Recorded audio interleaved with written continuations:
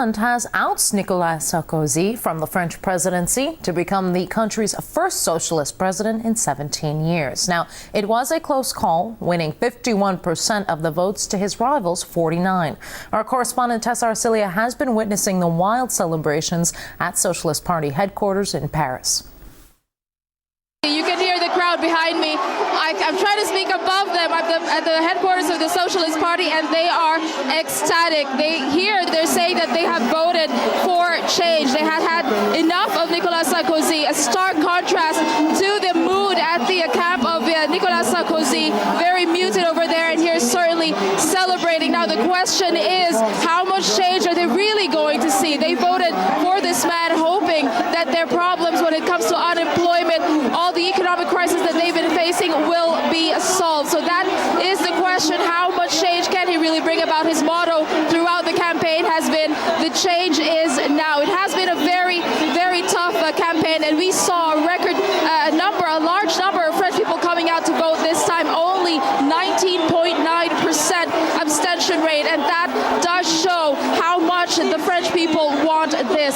So again, you can hear the crowd behind me. Just want to give you a sense of what they're feeling right now. I think they're not thinking of anything right now but celebrating. And then Francois Hollande, for his part, had said that right after he wins, he's preparing his speech right now. He wants to speak to German Chancellor Angela Merkel. His spokesperson had said that that could happen tonight, so some movement already happening there. Certainly the Sarkozy camp, they're certainly not very happy about this. Well, they have been, up to the very end, have been trying to fight hard for this and trying to keep a cautious optimism.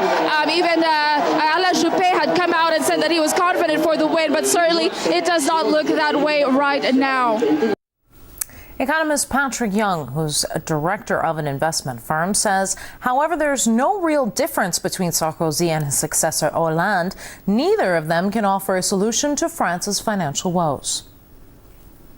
The economic policies that have been put forward by all of the candidates in the French presidential election, even in the first round, were all based upon the most juvenile understanding of economics that we've ever seen. I mean, it's the sort of thing that bloggers love, and you always see at the bottom end of the comments pages amongst all of the teenage people who love to use those sorts of things on the internet. But is it realistic? Of course it isn't. And actually, I think while we're on Hollande, can he turn round the whole ship of what has been, the pygmy achievements of the poisoned dwarf of the Elysee? No, of course he can't. And ultimately, what's going to happen with his European relationship? Well, of course, everybody's trying to make it as if it's going to be some sort of huge controversy. But let's remember, only a couple of years ago, Mrs. Merkel and Mr. Sarkozy couldn't stand the sight of each other.